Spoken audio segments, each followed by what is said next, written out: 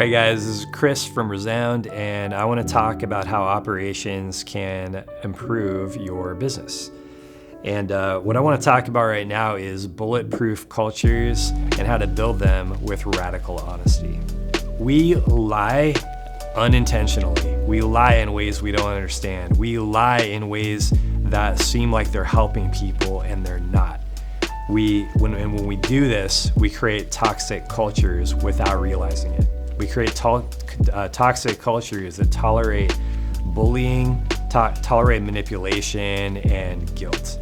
And what we need to do to create a bulletproof culture that is not toxic, but that is very effective, is by finding out those areas we lie, and then systematically going through those things and cleaning those things up, starting with ourselves.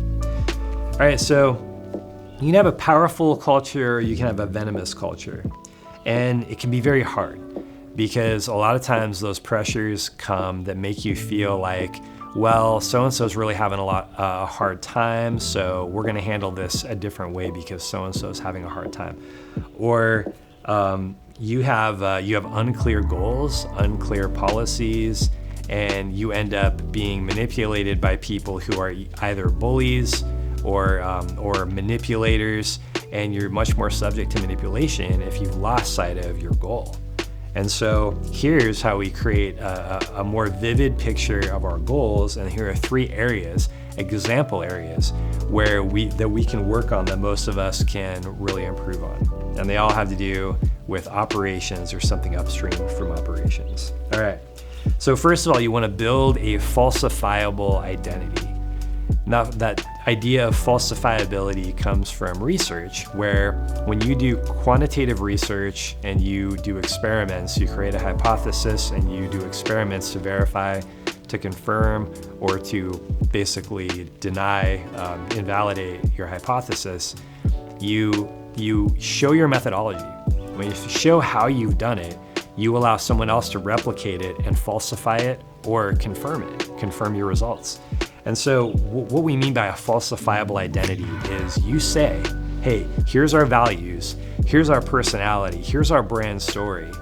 And then some new guy can come in, or some new gal can come in, and they can immediately see, oh, you say these things, but it seems like you're not completely doing it. If you say this, then why are you doing this? And that's actually a good thing, because they can see where there's a little bit of hypocrisy, and then they can bring it to your attention. And if you're brave and you want to be honest and you want to deal with that, you deal with it. The worst possible thing that can happen is that you are a dishonest company that has a vague identity that nobody can really falsify, and therefore you can never learn whether you're accomplishing your goals, being the company that you want to be, or not. The second thing is stop lying about process. Now, I think we all do this because what we do is we create a process with the best intentions possible, especially you operations people out there. And we take that process and then we say, hey, we're gonna roll this out, but we don't give it sufficient prep.